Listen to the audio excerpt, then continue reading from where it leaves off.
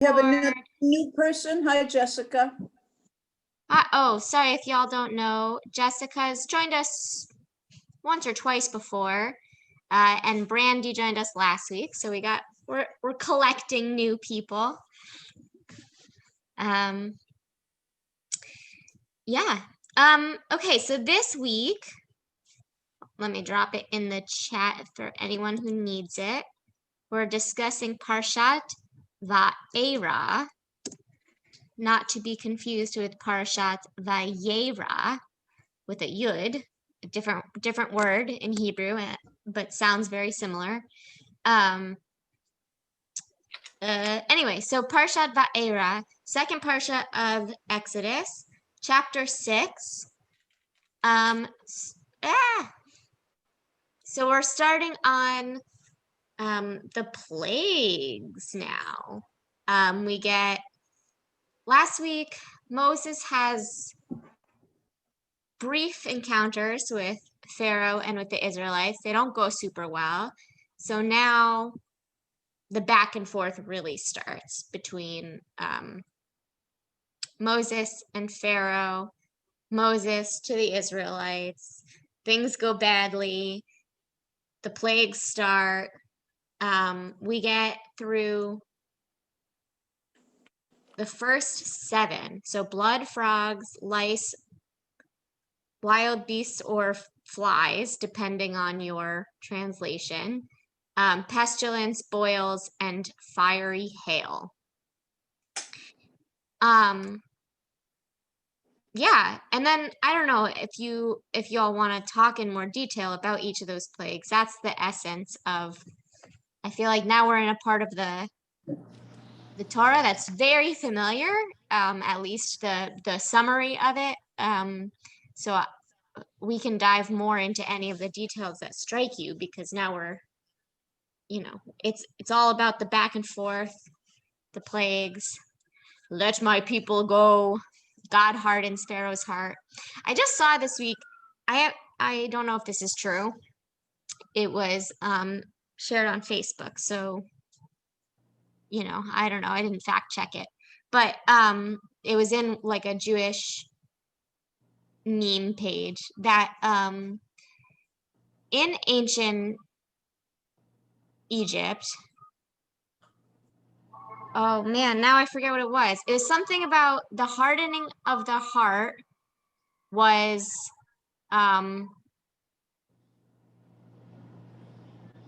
considered, I wouldn't even know how to look for it again now, but the hardening of the heart was considered a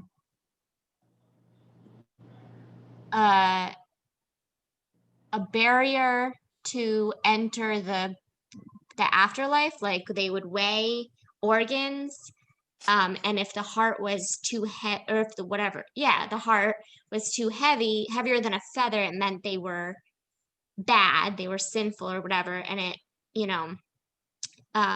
so this metaphor that the Torah uses for the hardening of the heart, making Pharaoh's heart heavier, is like a direct comment on the Egyptians' own ancient belief system of like striking how vile Pharaoh was, and that he did not deserve the afterlife rewards of his own people either. But it's still hard to take because it doesn't say that God predicts that Pharaoh's heart will be hard, which would be okay. But when it says that God says he will harden Pharaoh's heart, what do the rabbis give excuses for that, or are they just accepting of it? Or yeah, mostly the explanation is that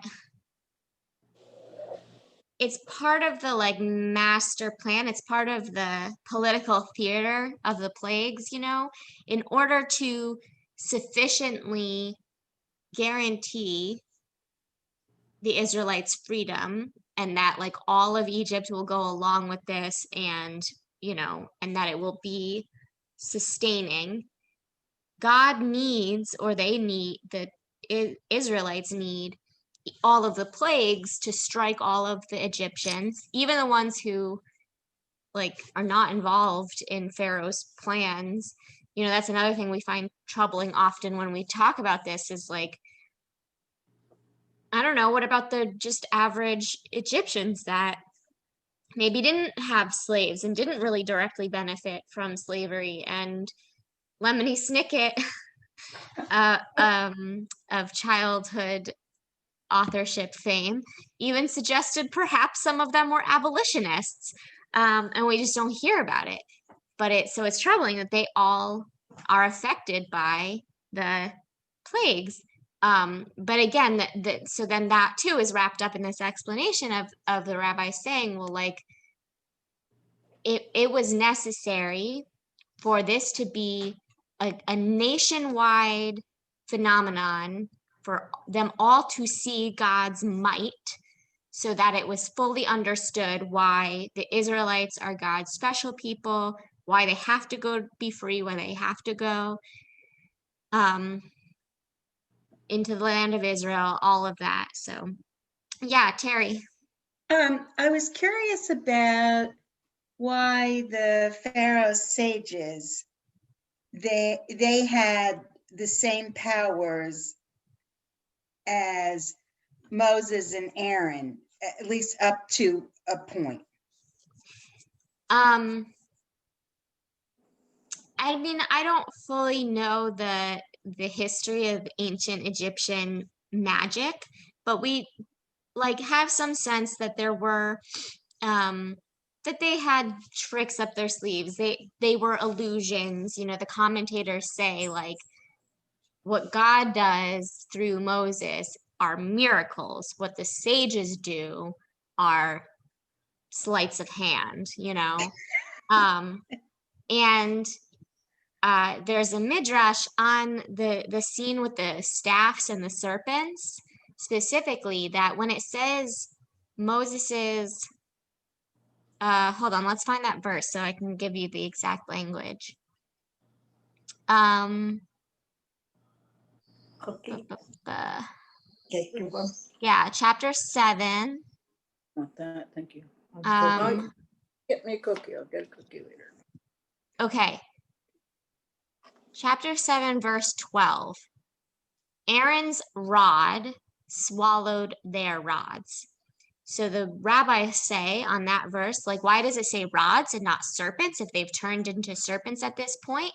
Because actually Aaron's rod turned back into a rod, and then somehow as a rod, as a staff, still swallowed the other serpents.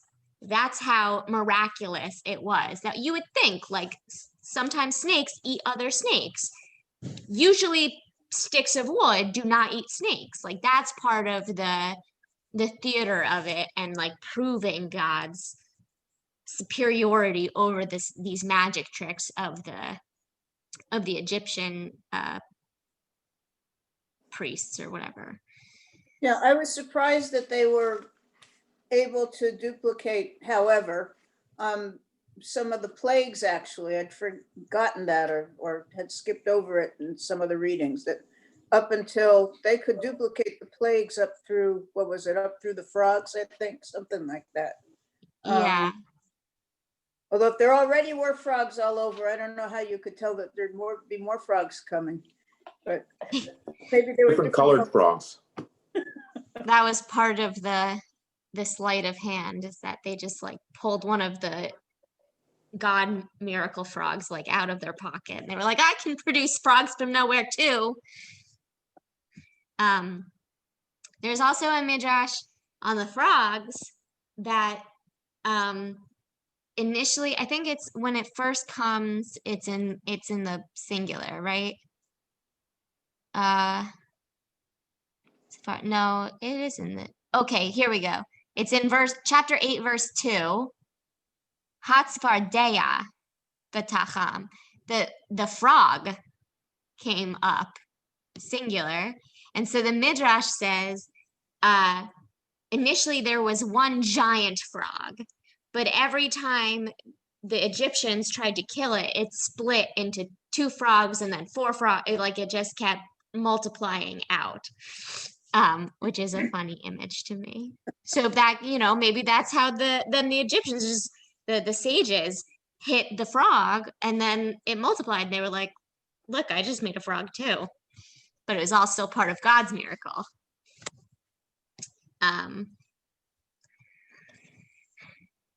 Yeah. So they were doing their best to keep up, but eventually they couldn't compete with God's miracles.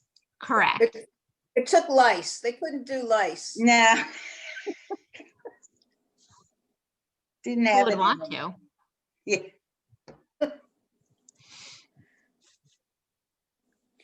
Years ago, I read a book by Shalom Ash Oh, yeah.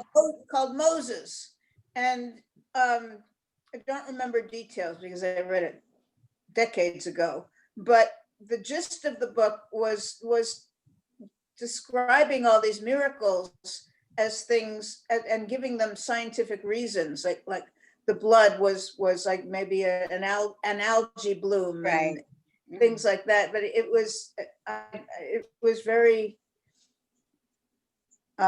interesting, meaningful to me when I read it. I reread it. I think I still have it on my shelf.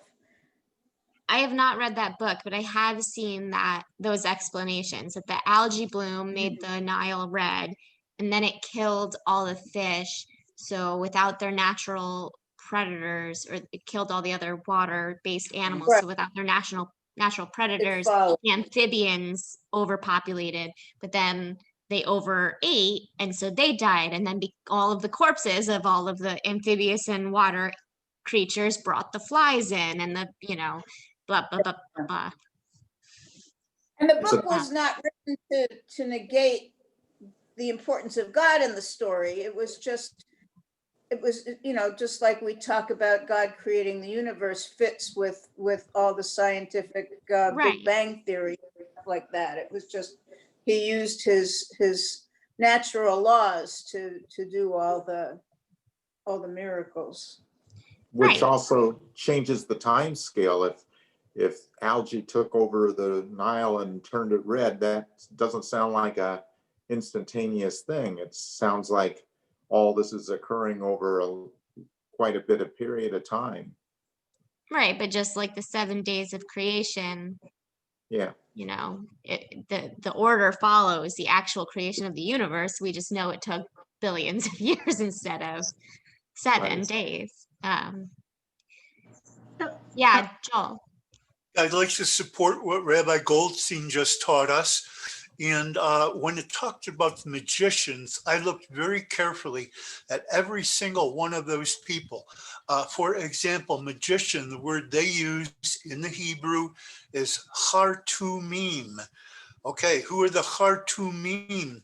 Not only the magicians, they are the people who actually engraved the hieroglyphics that are all over in Egypt. If you go to a museum today, you can see those. And, we all know hieroglyphics. And when I looked at all the other ones, I finally, when they talk about the Hebrews, what they're talking about specifically in the Hebrew, otot uvamofim. That means signs and wonders. We're not talking about magic here. We're talking about signs, okay? I go outside, I see a tulip. That's a sign. I see a young child. People who have children, we see them running around the house. That's a sign, that's a wonder, okay? Now, just briefly, politically, here is Israel. It's a very small piece of land, but it's very strategically located. Towards the south, we have Egypt, and towards the northeast, we have the Babylonians, the Sumerians, all those guys. And here we are, a very tiny group, and we look to the left, we look to the right, we see people's lives ruled by such nonsense. Like the Sumerians, you can talk about what in the Hebrew, just quickly, it's Ovdim, Oved HaKochavim Umazolot. They're the worshipers of stars and constellations. Absolutely true. Today, you can go into archaeology, you can translate what they're writing about. It's all the sun, the moon, this, that. Okay, to the south, we have the Egyptians. They have their own little nonsense going on. Now, I don't know how that small bunch of people, they must have been so strong-willed and said, you know, this is all nonsense. We're going to tell one another. We're going to tell our descendants. By the way, I'm looking at 8 little Hollywood squares. I see 8 of the descendants of our Creator. And we're here to tell one another. When you look in Torah, now I just can't imagine the wisdom of those people. It's divinely inspired to write down those words that I just cannot see one thing wrong with. That's it. Randy, did you want to say something? Yeah, I had a question in chapter 6 where it starts to mention the clans, and I'm pulling up the reference right now. It's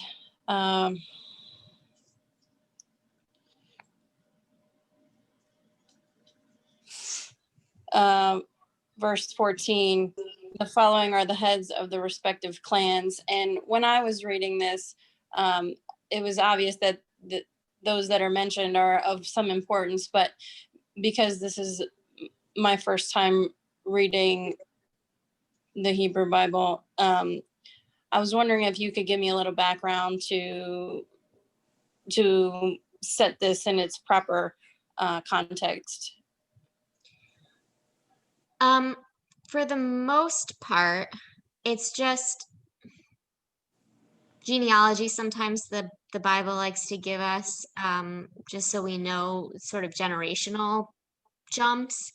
I will say the names they do come up again, most of these names, but especially the Levites, the sons of Levi.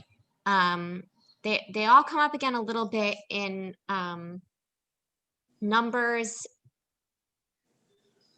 mostly Numbers, when it describes like they're doing the census. It describes where they all are around the camp, the building of the Mishkan, and everybody's role in the camp and around the Mishkan. So, or like when they send the spies into the land, and it tells us the head of every clan that went. These names come up again, but mostly they're just names. They're not people of great significance. But I would say I think the Levites come up the most again because of their role in the Mishkan, that these clans have much more specific roles. Most of them are, the whole tribe of Reuben has this place in the camp and this role in protecting the camp or whatever. But because of the stratification of Mishkan leadership, these clans have more details that will come up again. The people in particular, not so much, but the names do come up again because we see okay, so the sons of Aaron are the high priest, but then, and I don't remember offhand exactly who does what, but we'll see again, the Gershonites do this in the temple and the Kohathites do this, and we get some more of that breakdown. So those names do come up again. But for the most part, this whole section is just, it happens every few parshiot, whenever there's a big jump in, our last big major characters to the next one, we get a genealogy. So it's just a little delayed, basically, from it should have.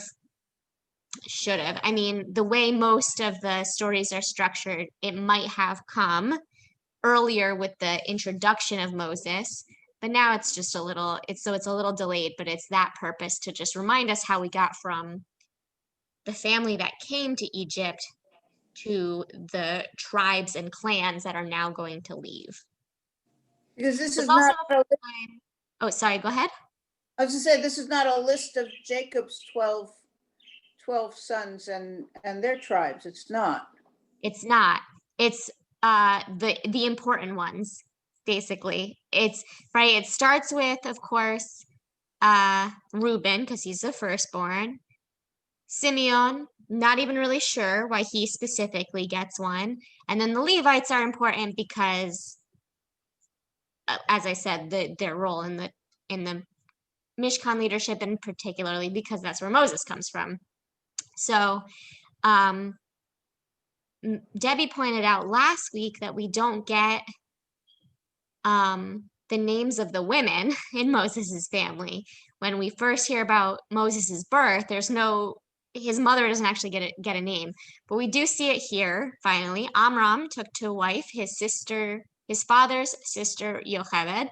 We're gonna ignore that, but Yocheved gets a name. She bore him Aaron and Moses. Significantly missing again is Miriam, but as you'll notice, genealogies generally only give us the males. Often, in fact, they only give us the firstborn male. So this is more detail in some ways than we normally get. And then it tells us, well, then we get Ishar. I don't know where he came from.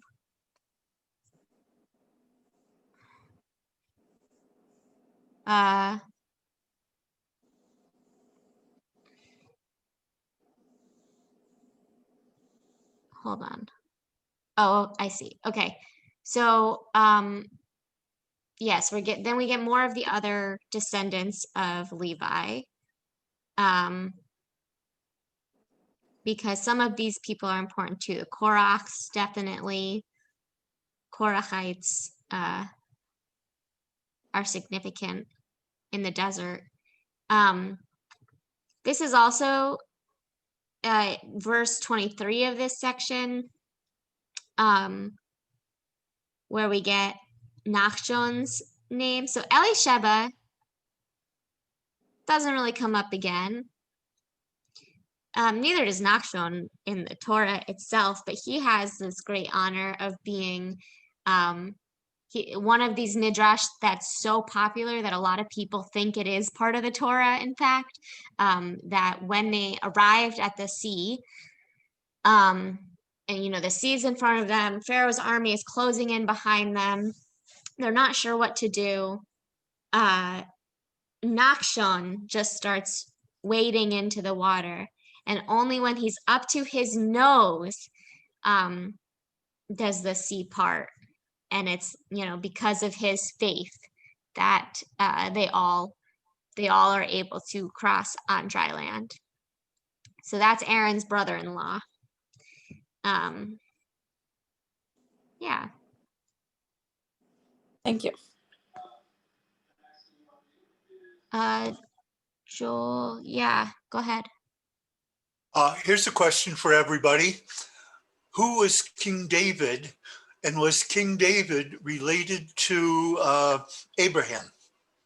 King David of Israel. Anybody know? Yes. Ever hear of King David? He has to be. I don't remember what tribe Boaz is from. Yes, but how do I know that? By the way, this is not only for people of the Jewish faith, this is for all of Christianity. They want to know who King David is for different reasons.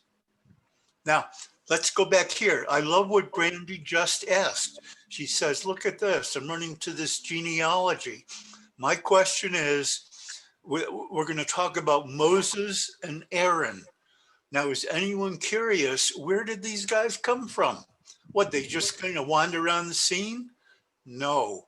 Right at verse 20, it says right here, and Amram took him Yocheved to wife, okay? And she bore Aaron and Moses. And also, please note, they did not mention Miriam. She also bore Miriam. It's not in the Torah. I actually just remembered there is a midrash about that. Okay. That Not in the Torah though. But anyway, so here we just trace back Aaron and Moses, and it says Amram was father, Yocheved's mother. Now, what about Amram? Now I want to know, who's this guy Amram? Oh, look at 18. The sons of Kohath are Amram and Izhar and Hebron. All right, so now I'm going from Amram, who is Moses' father. Now I'm learning that Kohath is Amram's father. So now we're talking about the grandfather of Moses. Now I want to know, well, what's the deal with this Kohath guy? Who's he? If I scroll up a little bit more to 16, verse 16, these are the names of the sons of Levi, Gershon and Kohath. Okay, so Levi is the great grandfather of Moses. Let's say there's someone very important in our lives. Let's say his name is Donald Trump. Is anyone curious who his father might be, who his grandfather might be? Where did he? Of course, we want to know all that. Even more so in Torah, we want to trace back, and of course, we want to accept everybody. But we also, I might want to say, oh, this Moses, he's a pretty good guy. Look, he's a pretty dedicated guy. Guess what? His great grandfather is Levi. Levi is a very, very special guy. Okay, all of these people are children of Yaakov, Jacob, and either Leah or Rachel. It's just our history. Or Bilhah or Zilpah. Okay, but yes, of course. So in other words, when we learn Bible, we're really learning about ourselves, we're learning about values, not so much history, because it's not a book of history, but it's really a book about us. But I love your question, Brandy. Thank you. Very good. Terry, did you have your hand up before, or have we moved so far past? Well, I don't know if my hand was up or not, but I had a question. I was interested in why God changed his name. And then it started me thinking about change, and that everything is evolving, devolving. And so I was curious about, is God thought of as a constant? Is God evolving through the Torah? Yes.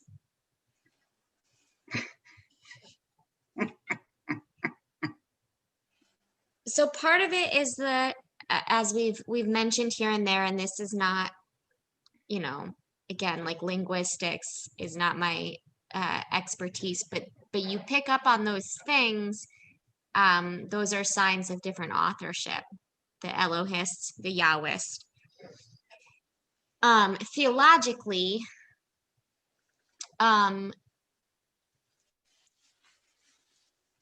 there's also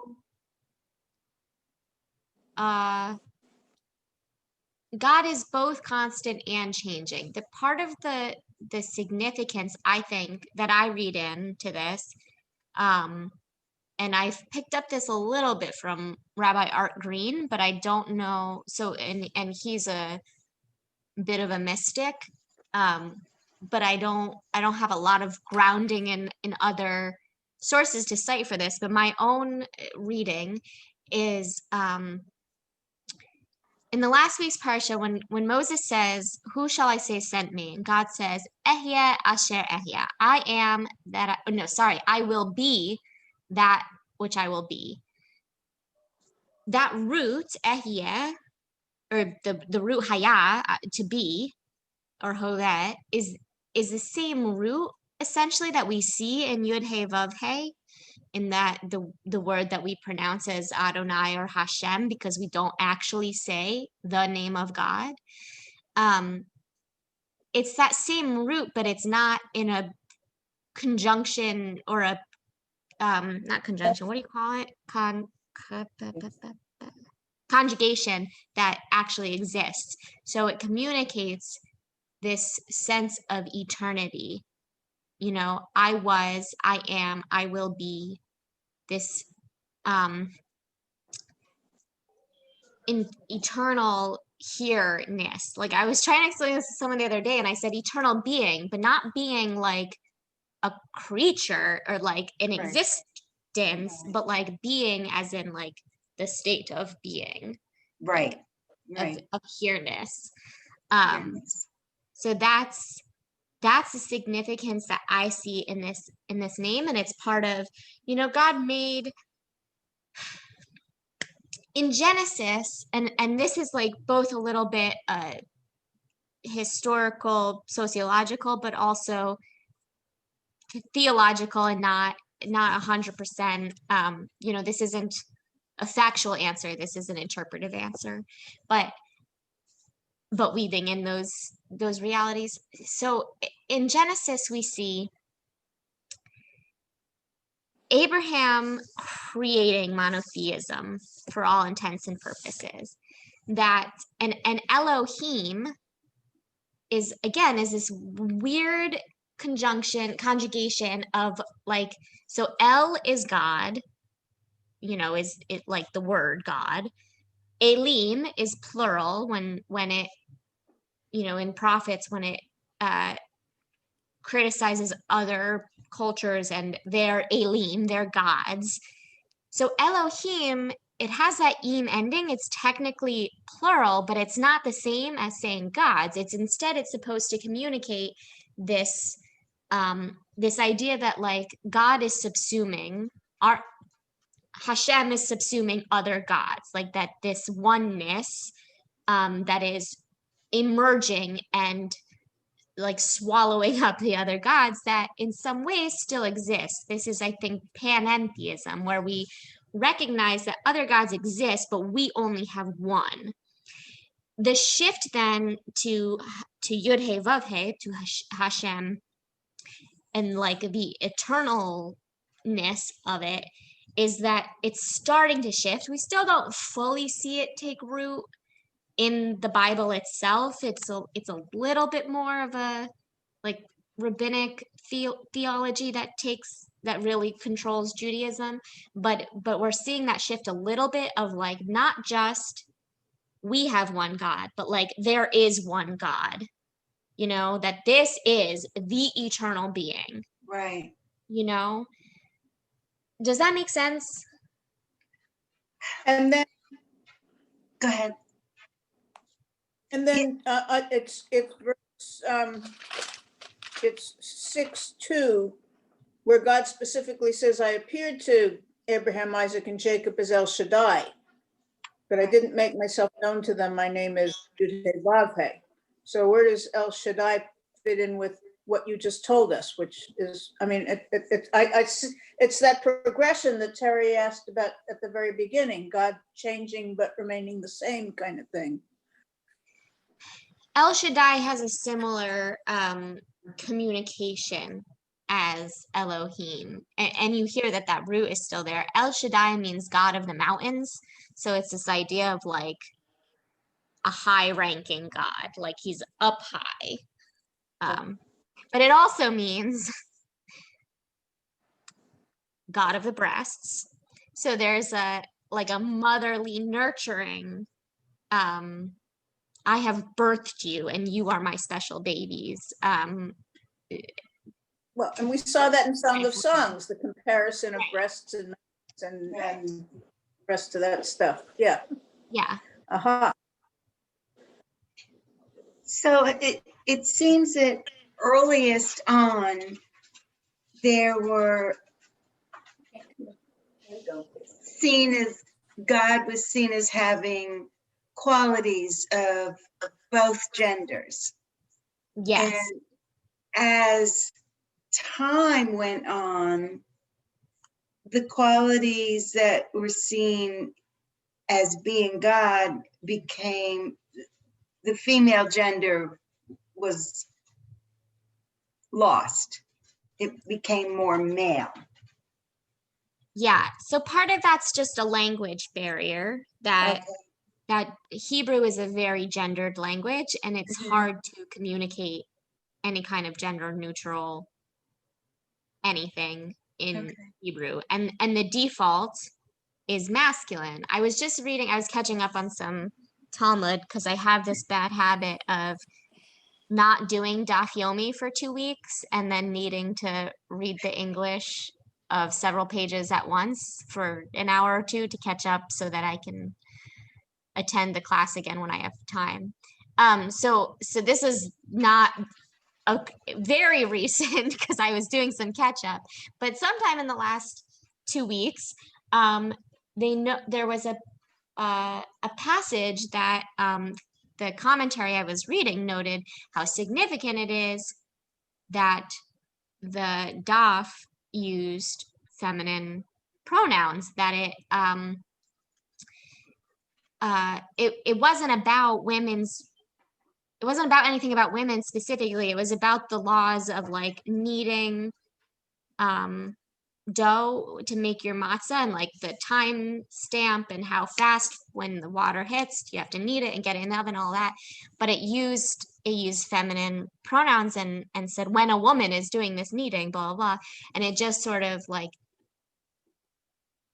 it becomes very obvious that making matzah was considered women's work because the default is always masculine, and there's no way to just say when one does such and such in Hebrew. Like, we have a little bit more flexibility in English on gender obscuring, and that just doesn't exist in Hebrew. So that's one thing, that there is more that the Hebrew just kind of gets in their own way of how to describe God, is so the default is masculine. Throughout the whole Bible, it's not just early on. There continues to be feminine metaphors for God, and it's like, we talked about this a little bit on Sunday in Song of Songs too. If we understand it to be between God and Israel, and the genders are flopping and the lovers are switching perspectives, there's like some gender bending happening there too. So I think it's pretty consistent. Less the Lamentations. Proverbs. I'm missing one. I don't know, but it comes up sometimes. So it's more, then it becomes more about the rabbis codifying things and their own hyper masculine worldview and things like that start to get in the way. And then we break free of it again a couple hundred years later with Kabbalism, and a lot of feminist Jewish whatever, like theologians and ritual makers and all of this, they're not changing Judaism. They are revitalizing things that have been lost for the most part. Like, it's, you know what I mean? I do. Always in this thread, it just it ebbs and flows depending on the social structure. That makes sense. Thank you so much. Yeah, you're welcome. There's a lot happening in the chat. Okay. The Israelites worshipped other deities. Yes, but they're not supposed to. They're never supposed to. But it happens sometimes. And the Asherah, I think, is particularly an example of what happens when it gets too masculine, both in terms of the God talk and in terms of the access to ritual. Then we get the turn toward the feminine. The Asherah in some places seems to hint that, that's wood, but it was part of a worship of God's consort, a feminine deity. So that happens. The heart cakes to the Queen of Heaven that we see in Jeremiah. King David is the 12th generation descendant of Abraham. Just a reminder, by the way, speaking of descendants, the lineage of David, we are studying the book of Ruth on Sunday. So join us for that. She is David's great grandmother. Okay. El Shaddai, primitive root to be burly.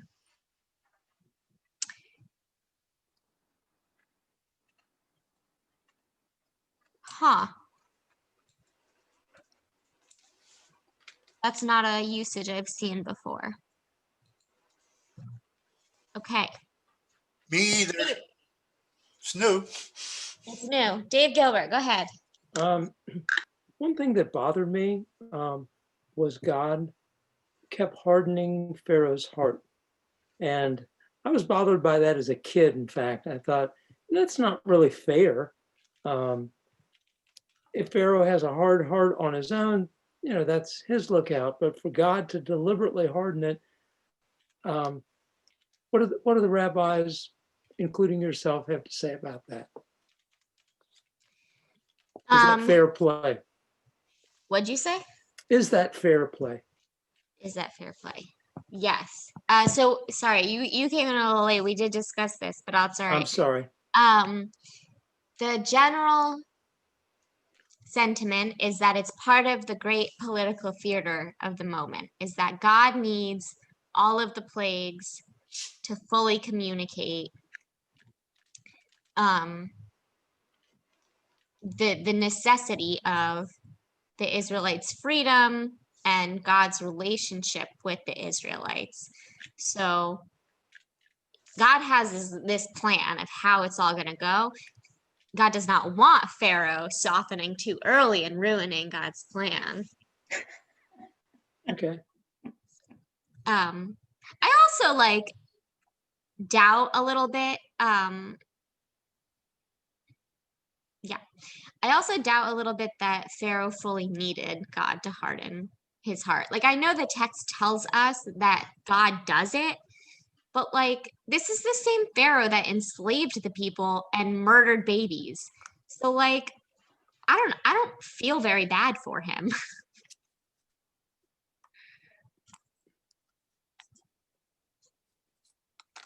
I mean, my sense is that God does not play nice all No, the time at all.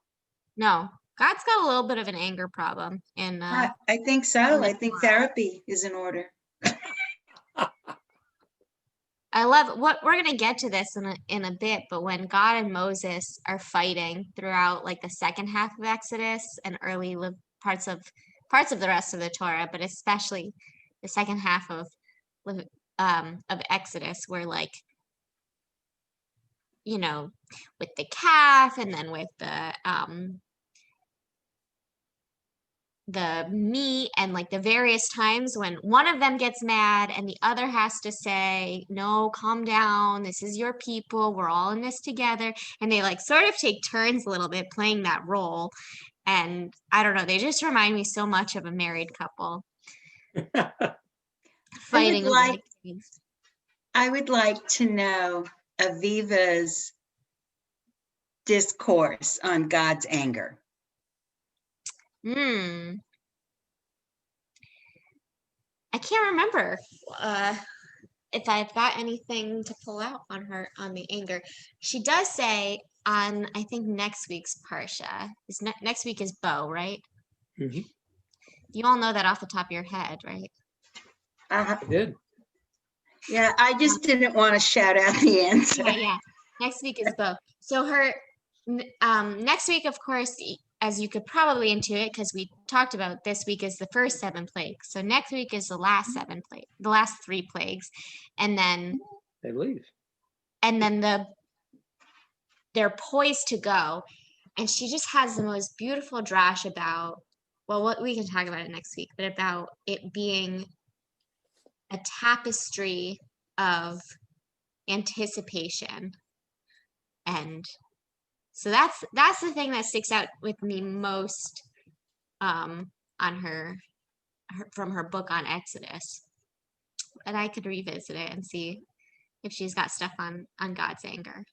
She's such a master. I really recommend her. Her reading is not easy, or her books are not easy to read, but they are well paced because you read a chapter a week with the Parsha. And you can muddle through it, and she's just so wonderful. She doesn't have one on Deuteronomy or Leviticus, but she has Genesis, Exodus, and Numbers. Okay. Are they 3 different books, Rabbi? Yeah. Okay. Genesis is called I can if you research just it. look them up, it'll I tell you. will. Yeah, I Yeah. will. Yeah, Thank you. you are welcome. She also wrote a book that I haven't read yet. It's sitting in my Kindle library waiting for me, maybe this year, called Moses, a biography. And I don't think it's a novel. Like, I think it's still an assessment of him, but it's just on his character. It's not like Parsha by Parsha or anything. It's just her analyzing him, which that might get to some of God's anger too, since Moses and God have so many moments where they are calling each other out for their anger problems. Did you see what your kids did in school today? It's so much of that.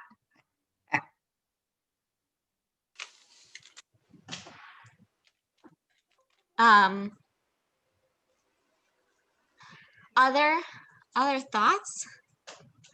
Questions? I have a quick question. I think Rabbi, you had quickly mentioned a midrash you had read on why Miriam wasn't mentioned in the text, or am I making that up?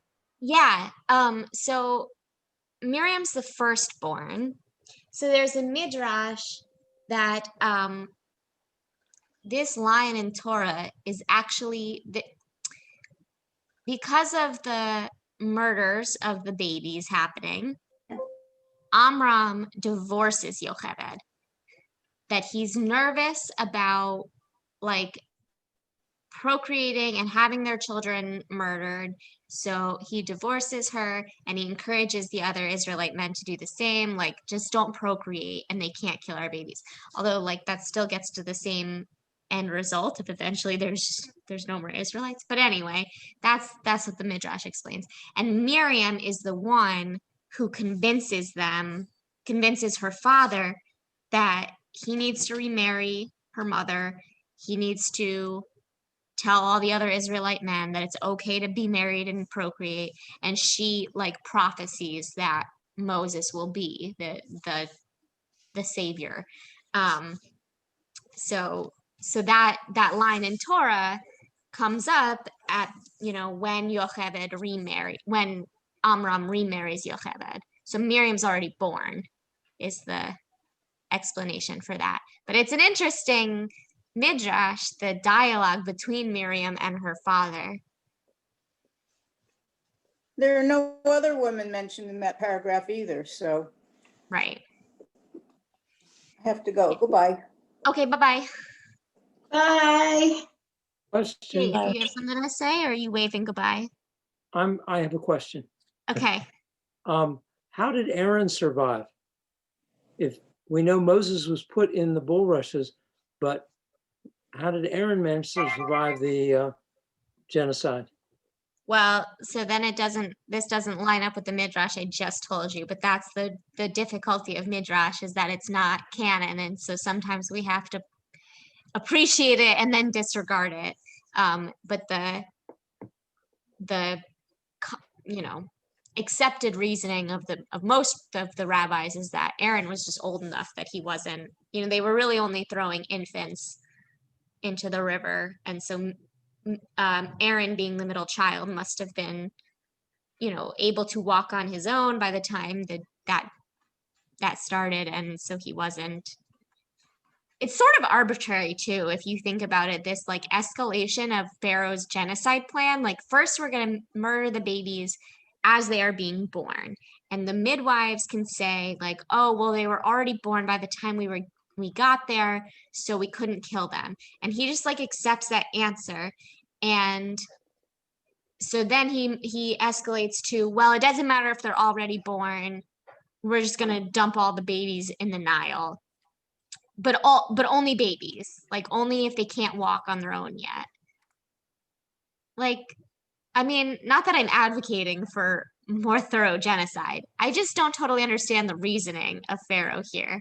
It feels cruel for just the sake of cruelty, that it's not actually moving forward his plan to not have Israelites in his midst. Or it's doing so very slowly, which is a good thing, but you know, I'm not really clear on Pharaoh's logic here. Joel, go ahead.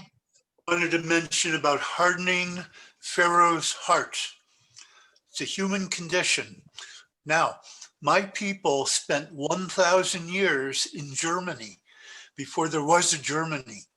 We built up that whole area to a state of very high sophistication. All of a sudden, in my lifetime, there were people whose hearts were hardened against my people.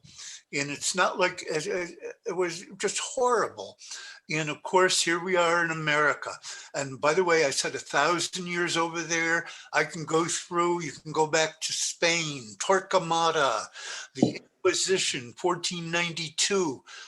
And everyone here, I mean, I'm telling you my story, every person here has the same story.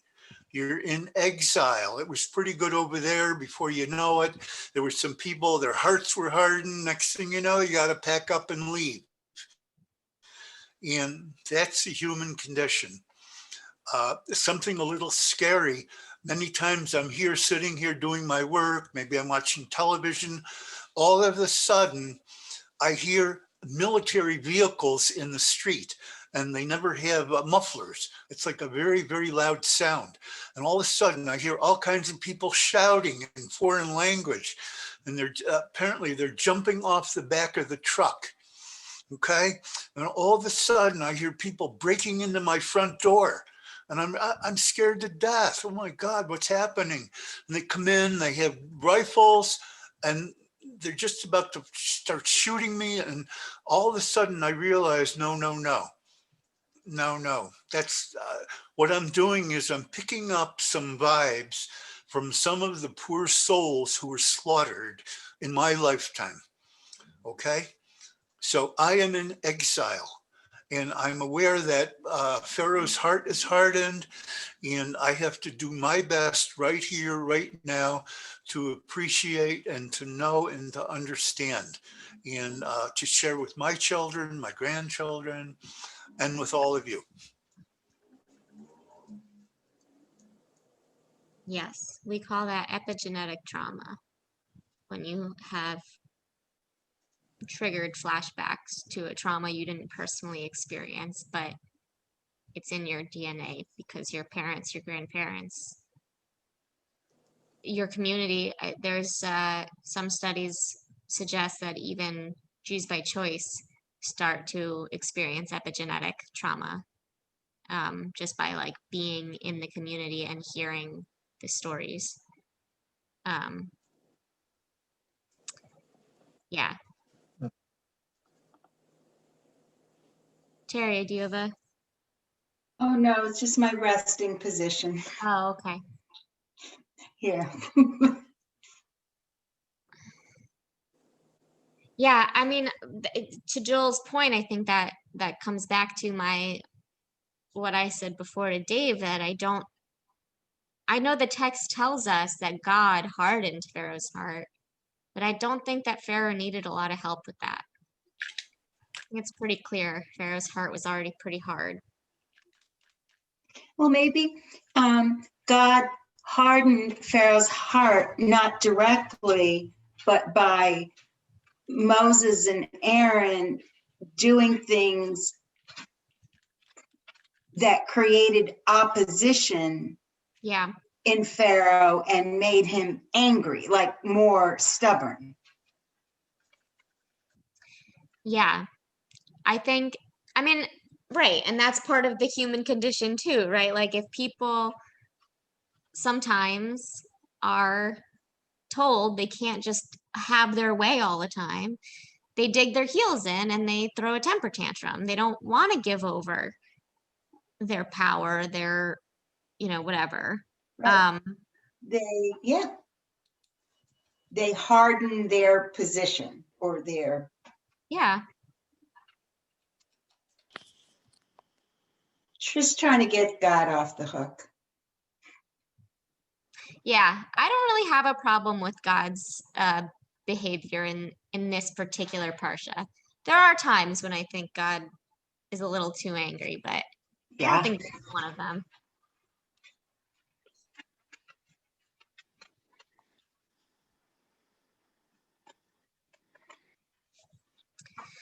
Last thoughts before we close?